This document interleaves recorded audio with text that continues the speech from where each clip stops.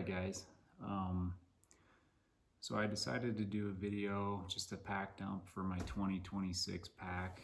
And so this is going to be for a 6-day backcountry hunt. I've got my sleep system, I've got my food for that. It's not in here at this moment, but I've accounted for it in the weights. I've got my purification system, like my puffy rain. I mean, we'll dive into it, but basically my hunting clothes, trekking poles. I've got my bow and, arrows, 6 arrows, my bino harness, and all of this is going to be included in the end weight. I guess let's just dive right into it. I mean, we could start with a bow.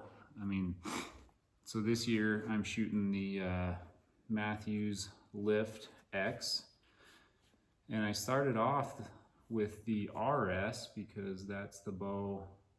It's the short version. But we ran into an issue with the rest.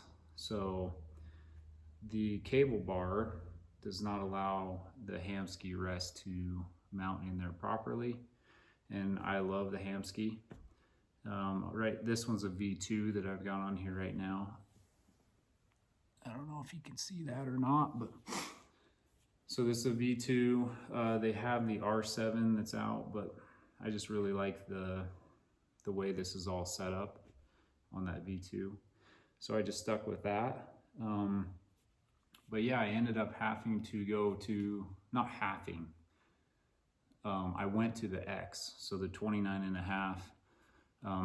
Actually, Brian Barney kind of inspired me a little bit to go a little bit longer axle to axle, and it's been shooting great. I've been shooting at league and working on my target panic stuff. It's a constant battle. And but yeah, I got a 28.5-inch draw length. I've got 65-pound regular mods. They have the easy mod now, but it sounds like you give up a little bit of performance with the easy mod, so I'm just sticking with the original. I think it's set at 65, and an axle rest, or axle sight, sorry, the landslide. And I just run a single pin. As you can kind of see there, it's got a slider, pretty simple. Now, I have a lot of people comment like you need to probably have a 3-pin, and I do somewhat agree with them, but I am strictly a mule deer archery guy, and 99% of the time I'm going to be stalking in on a buck that's bedded, and so I know the range. I've preset the range most of the time, and I haven't ran into that issue where the 3 pins where the 1 pin has messed me up, where I set the yardage and then it moves back or forth. And if you're hunting elk and you got bugling bulls running in and out or whatever, I could see where that 3-pin would be really beneficial. But I love the open sight picture, and just, you got it. You put that pin on the deer where you want to hit, and there's no other things in there to mess you up. Your mind doesn't wander. And then you just execute. So, but yeah, that's my bow. I've got a pretty small stabilizer on it, but it's got a lot of heavy weight, and just the way that I shoot, it seems to be enough to shoot good. I put a bunch of arrows through it. I still got to tune it a little bit, but yeah, that's my bow. And then I just have the tight spot quiver that mounts on the side here, just like so. Kind of see that. And I'll put 5 or 6. You can fit 6 in there if you want. Usually I'm just running 5 arrows, but yeah. Anyways, and then I'm always taking my quiver off when I execute a shot on a buck. That's just what I've done. That's just the way I do it. And it seems to be working. So that's my bow. I got it in the green to match my new green hats and stuff. So, and also, I'm going to be at the expo with Brad Carter down there. So if you guys are interested in some hats, or I won't have any sweatshirts or anything, but yeah, I'll be down there with hats. So come visit me. And then my release is an Onyx Stan, or a Stan Onyx T, and just, you know, thumb release. You can see it's a brass one, but I paint it black because I don't want those bucks to be looking at any shiny stuff as I'm moving around, you know, moving in the sun and stuff. So look, I'm gonna have to paint it black again. But this has killed a few bucks for me, 4 of them in the last 2 years, and I'm just gonna stick with it. I've been through target panic, and I'm still going.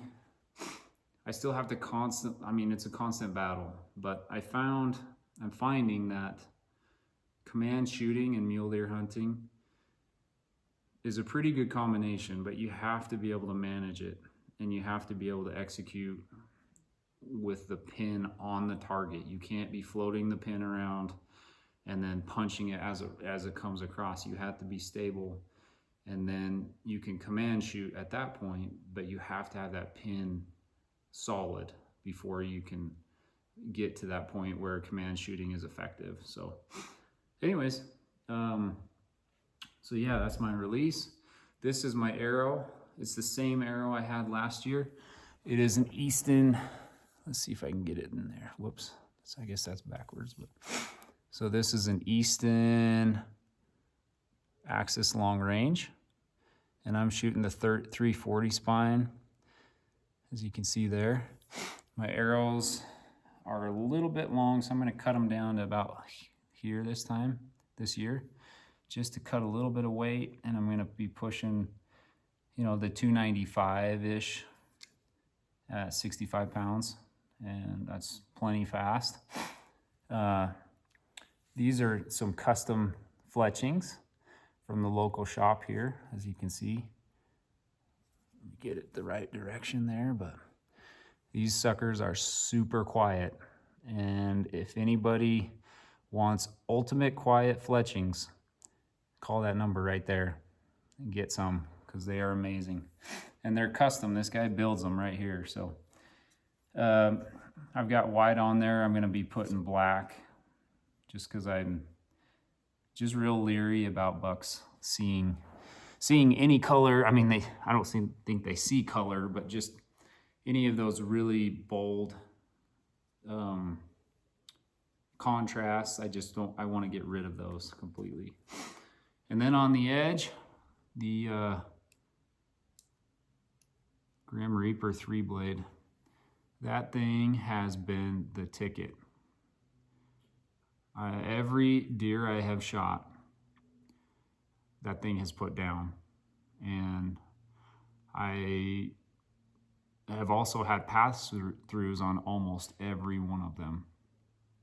Well, every one of them I can think of. So yeah, they've been really effective. I know there's opinions on broadheads and all that, but these ones have been excellent for me. They're 100 grain broadheads. So that's what I'm going to be using. So I'm going to load the quiver up, get the bow, and like I said, so the ending pack weight includes the bow mounted to the pack, as well as the bino harness. So, and the reason why I did that is on this pack build for this year, I wanted to know the end weight so that I can train, you know, hiking, running, stair stepping with that exact weight, so that when it comes time, that it's not a surprise, you know, not a surprise when I put that pack on and man, this is a little heavier than I thought, you know, at home, right? So yeah, I'll just go through my bino harness. This is an Alaskan Guide. I got this a long time ago. My favorite bino harness. It's got a couple pockets on the side, a rangefinder pocket on the front, and a cool pocket on the back to put your licenses. So yeah, I put my licenses, you know, some extra, maybe some extra blades sometimes. And my knife can fit in there if I want, but I just don't like it rubbing against my chest. So anything that's kind of flat, you know, throw in there, obviously. And anyways, in my side pocket here, I've got my headlamp. And I'm running a Black Diamond. And this one's the Storm. Really, really like it. It's one that's not rechargeable, and I love that because I can carry extra batteries. Not that those rechargeable ones are bad, but I just like having the security of knowing like I for sure have an extra charge. And I don't have a problem carrying a little bit extra batteries there. So I am still running as everybody's going to image stabilization. Sorry, I can't talk. I'm still going with the Vortex razors, 10 by 42s, really compact, really light, and I love them. And I found that the combination of what I've got for optics with these razors and then the razor angled mini scope, as you'll see in a little bit, really good combination for high country bucks.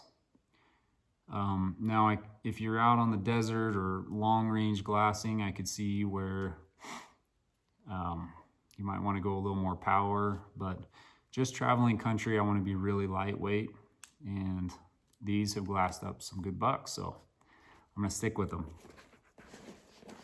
And then on the front here, I've got the SIG. I think it's the 2200 or, oh, it's the 2000, I guess, Kilo 2000.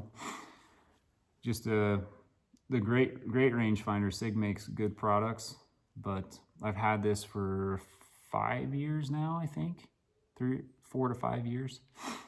And it's always been really good. Just make sure that you carry an extra battery, as we all know, because there's a mode button on the side and there's a range button on the top. And if you somehow get in a position where you're pushing those buttons a lot, you know, in your pack or in the truck, it can run the battery down. And it's hard to tell. I don't really trust the battery life indicator on these. So I just say, just pack an extra battery and be safe there. But, so yeah, that's my bino harness. Oh, one more thing. And this is kind of, I don't know, I've been debating on if I'm gonna even bring this year. So this is, oh great, see, it's on. Probably been on for a couple weeks now, but that's why you check your batteries. But the InReach, this InReach, the Garmin InReach Mini 2 is an amazing way to communicate. And I've done it for the last 4 or 5 years, or I say 4 or 5 years a lot. Probably 3 years, I guess, because I don't know if they've been out past that, but we are moving into the era of satellite messaging. And so on my iPhone, I can almost do exactly what this will do. It's not quite there yet. I think maybe on the receiving end for certain phones, you have to have like the upgraded phone.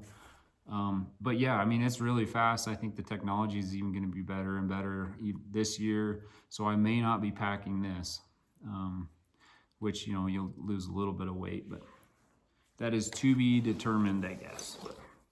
So there's my bino harness. I guess let's just jump into the pack. The pack itself is a Mystery Ranch. I always forget the Pintler. The Pintler, yeah, I always forget the name of this. And I think this one is a 2300. So the size, I mean, so if I turn it sideways here, you can see, so the bag itself, not as I unsnap it, the bag itself is a 2300, but then you have your load shelf in between. You know, you can split it like this and put whatever system. This is my sleep system that goes in between. And I just really love this. This is a Mystery Ranch. I think I already said that, but Mystery Ranch bag. I bought this a couple years ago, and it's really lightweight, and I've loved it ever since. So, but yeah, we'll get to that in a second. We'll go through this. This is my sleep system for 2026.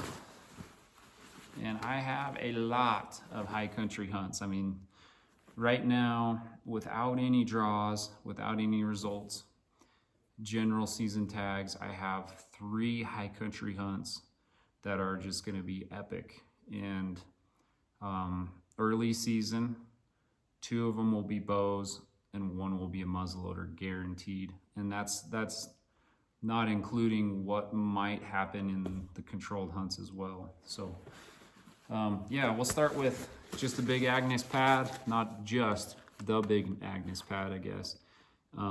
Then this is the Rapid SL. It's the wider one because I really like, I move around a lot and I want to make sure that I'm not falling off the pad. I hate those pads that are like just the mummy, because you have to basically just lay there still. You can't be moving around. And I move around a lot. This one's insulated. I think it has an R value of like almost 5, but you know, you probably don't need that, especially early season. But you know, it can get cold and you never know. Yeah, so that is my pad of choice. Let me get out of the sun here. It's my pad of choice for this year. And then moving on to my tent. So I did a little video on this before. This is the same tent. This is Stone Glacier. I think they call it the Solace. Just an amazingly built tent. And I love how it has a bunch of guys everywhere to where, you know, the wind's not flapping it all night, keeping you up. This is a floored tent, which I really like for early season. That way you don't get bugs in there. And you can put that pad. I also am able to put my weapon system and my pack inside, because a lot of those bivvies, you just don't have the space.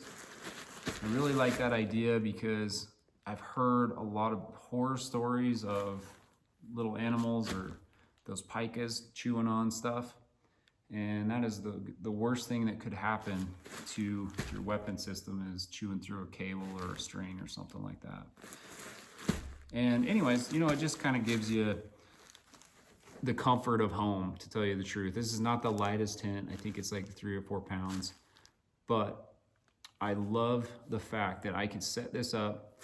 I can throw my gear in there. If we get hit with snow or a huge rainstorm or whatever, I can crawl in there and I'm gonna definitely be dry. So anyways, that's Stone Glacier Solace. And then the final thing here in my sleep system is my sleeping bag. And this is a Sierra Design 0 degree bag. It's just a down bag. It's really compact, and this also inside has a 15-degree liner. It doesn't come with that, but you can buy, it's like a fleece liner, and that's also inside this stuff sack as well.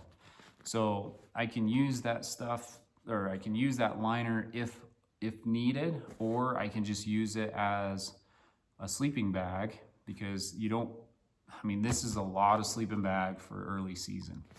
But you can just use that liner, but you always have the ability to, you know, if you get snow or it gets really cold, you can jump in that sleeping bag and stay warm. So, and then this is just I had like a waterproof bag, and I found that it's really heavy. So this is just kind of a extra bag that I had on one of my packs before, and that's what goes on my sleep system.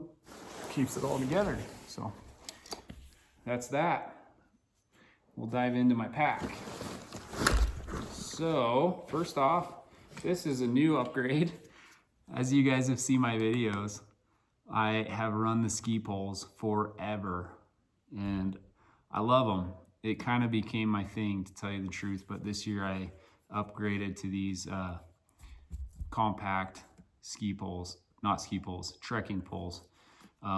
However, I am sticking with the aluminum. It's a little bit heavier, but I have had really bad experience with the carbon trekking poles, and every one of them I have taken out. So guys have sent me messages saying, hey, dude, you need to try the carbon poles. Like, they're strong, whatever. So I've had guys even purchase them for me and say, hey, I don't want to see the ski poles again. So try these out. And I broke every one of them. And I don't know if it's just the way I hike or whatever, but I'm going to try these this year. These are the aluminum, they're Lecky, I guess. It's just a trekking pole. It's not like hunting specific or anything. But and then I've always got my GoPro mount on there, and I'll just use it the same way as I did last year for those views that everyone loves, the surround views. Or you don't love them, but that's okay. So anyways, that's that for trekking poles. I gotta get going. Sorry, 22 minutes in. All right, I'll go a little quicker. GoPro 11. Guess what, guys? I got the dead cat on there for you so that no more wind noise, right? And then I've also put it on a wristband for a really cool reason. We'll see how this goes. But if I put it on here, all right, so I'm gonna have 2 GoPros this year. I'm gonna have one on the trekking pole and one on my wrist. The one on my wrist is gonna be used like this, okay? All right, so when I'm stalking in, crawling, you'll be able to see what's going on. You can see the deer, and then when I go to shoot, I'm gonna roll it over like this. And then when I draw back, hopefully I have the right angle there, but you'll be able to see the shot. Let's try that again. The shot, hopefully, right? Not like that, although it may be like that. And then all of you guys can comment on it. But anyways, that's a new improvement to this year. Dead cat, pretty excited about that. It's gonna be pretty cool. So GoPro 11 black, and I'll also have a GoPro 11 black on the trekking pole. A bunch of extra batteries. This is kind of just a basic, you know, I got my toothbrush, my knife's in there, some candles, or not candles, some matches, sorry, all weather matches, just some basic stuff, some moleskin, some super glue for emergencies, things like that. But this is a waterproof case, really nice, keeps the matches and lighters and all that dry just in case. But and then a giant battery pack. This is, I don't even know, this is a huge one. I think it's a 30,000. Yeah, it's 30,000. Way too much, probably. It's super heavy. Let me get out of the light there, but I'm bringing it just because 6 days of running some GoPro stuff, my phone. I definitely don't want to run out of juice, and it has a little solar panel. I don't know how well that works. I had the smaller one last year. It worked great. I think I got 2 charges out of that one. I'm hoping to get like 4 or 5 on this one with my phone, and just try and conserve while you're up there in the backcountry. I mean, especially in some of the state I'm in, Wyoming, you have a lot of cell service. Idaho's the same way, and Colorado, not so much, but yeah. Anyways, so yeah, and then the appropriate cords. I think they're in this pack. So all phone cords, make sure and don't forget those. All right, now jumping in, a bunch of smashed up water bottles, right? That seems like a lot, but I do this on purpose.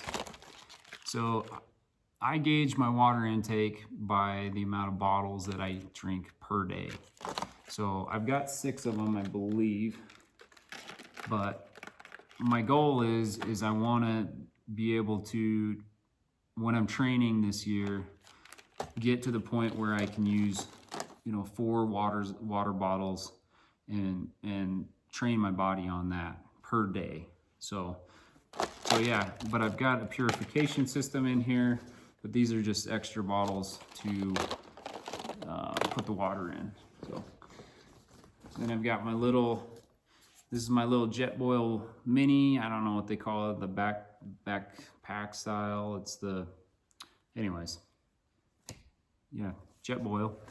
This little camp stove, and it wings out. Really awesome. You can click that and light it, and so you don't have to be running your lighter all the time. Really nice, super lightweight.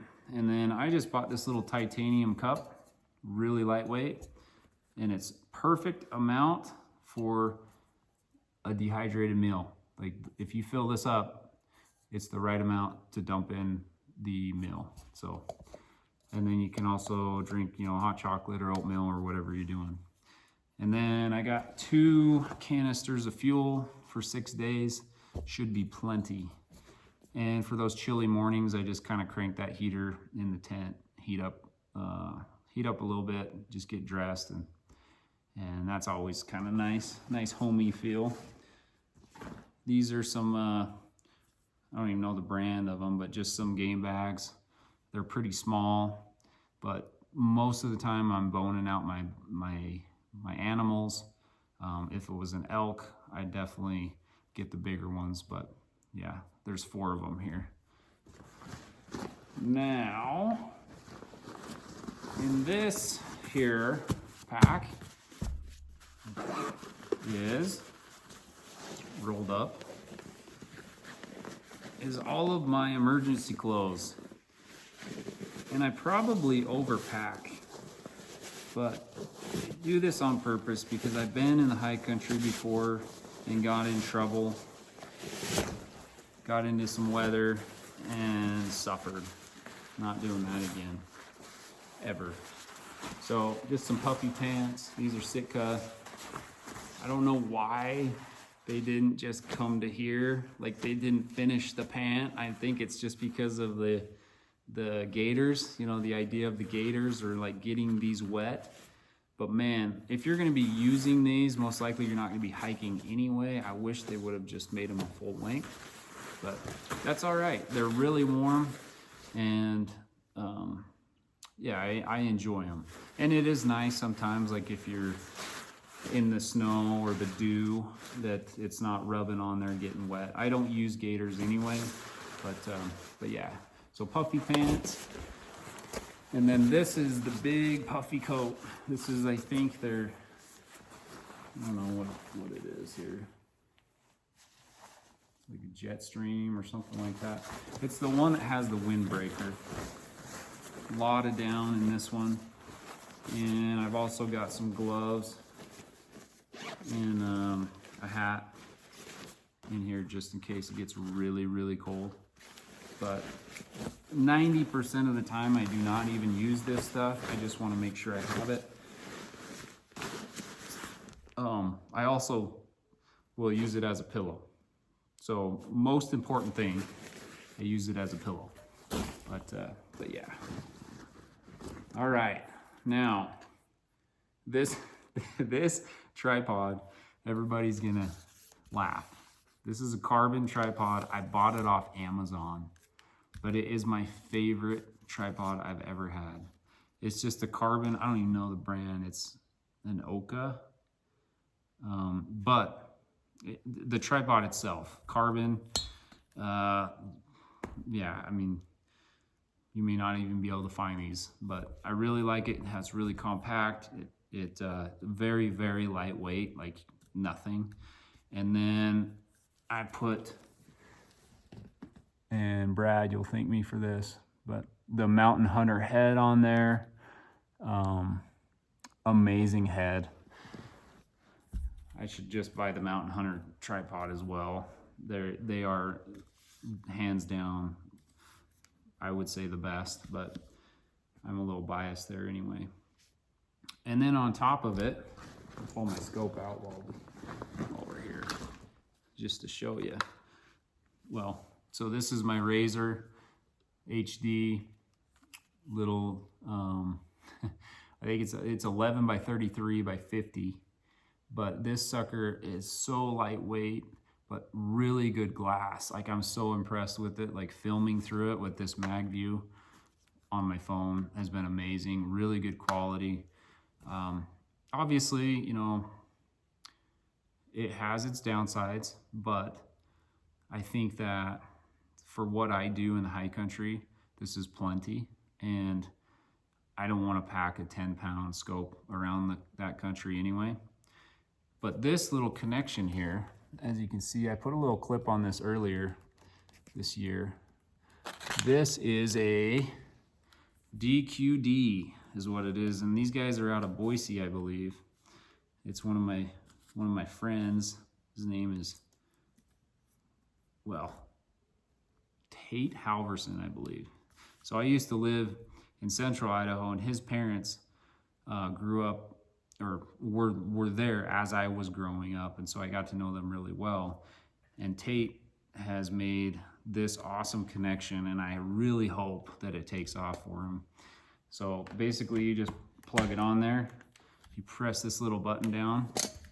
So as you can see, you press this button down, pull it off, press the button down, connect it. Mine's not broken yet, but I'm really hoping that there is going to be a connection that I can put on my bow for my release. I mean, there's an unlimited amount of options for that connection system, but I'm really happy. No more like sitting screwing this off on all the time. It's just one button, scope off. Amazing. And it's not really that heavy, but it's really well built. So that's my scope. And yeah, not very heavy. We're getting down to it. This is just a jacket. So this weight, this pack weight, is not including what I will be wearing. So I'm going to be wearing just some sit cup pants. They've got pads in the knees. They're not like, they're just kind of a mid-weight pant. And then I like their really lightweight hoodie with it's kind of like a mesh hoodie, or maybe this Hunt the High Country hoodie. I don't know. We'll see how it goes. But anyways, and this is just the jacket. As I'm hiking in, if I need an extra layer in the dark or whatever, it's really easily accessible there. And then in the bottom, we got a rain poncho. This sucker is heavy, and I've debated, like, why would I bring this? All right, like, why would you bring this? This sucker's huge. But I have been stuck in some giant rainstorms in the past, and I've been stuck in them sitting on deer, waiting for them to stand in their bed. And having something like this that's really big, and you can almost put clear over, you can put your bow underneath it, you can put it, you know, you put your pack on, put it over the top. It's pretty much just a tent that you can wear. So it's heavy, but I have found that it is priceless, and I will 100% pack this over a lot of things just to be able to keep dry in those situations. So yeah, that's that. Now, water purification system. This is a basic purification system.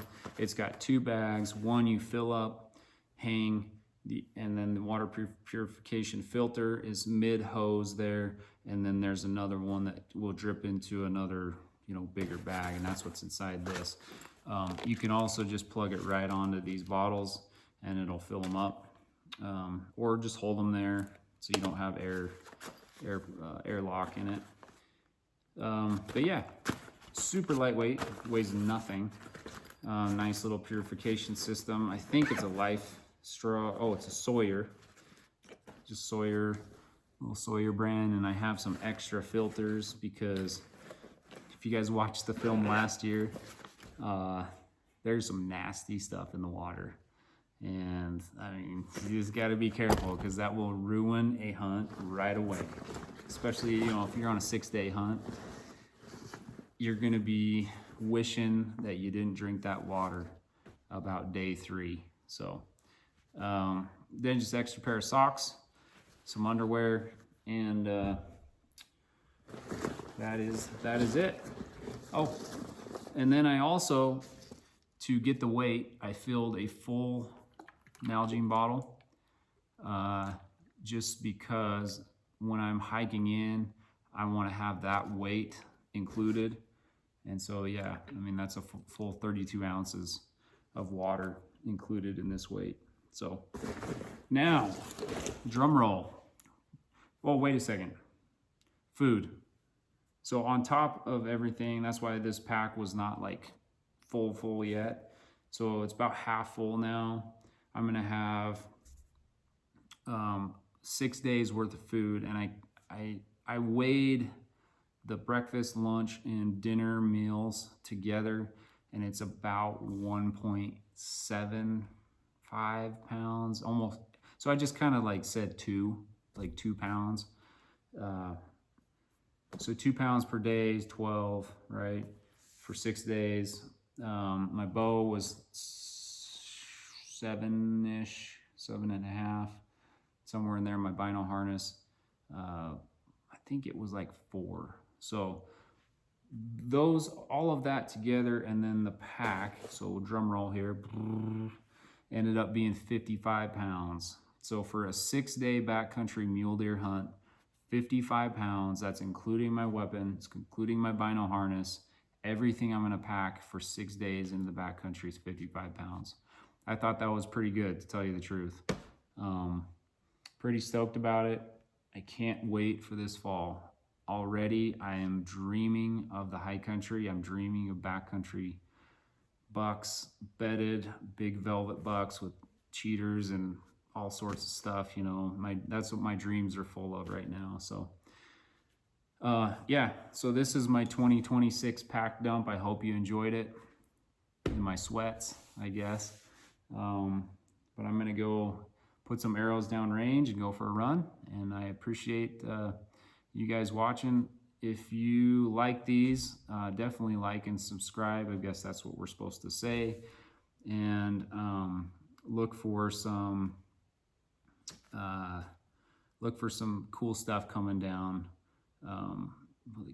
It's gonna happen here soon. And then we got the big hunts coming this fall. If you want to go see me in the expo, I'll be there. I'll be there on Friday, I guess. So, and then also, if you like these hats, the first person that comments on this video and watches it all the way through and shares it, I'll send you a free hat. So I really appreciate you guys. Thanks for watching, and hunt the high country.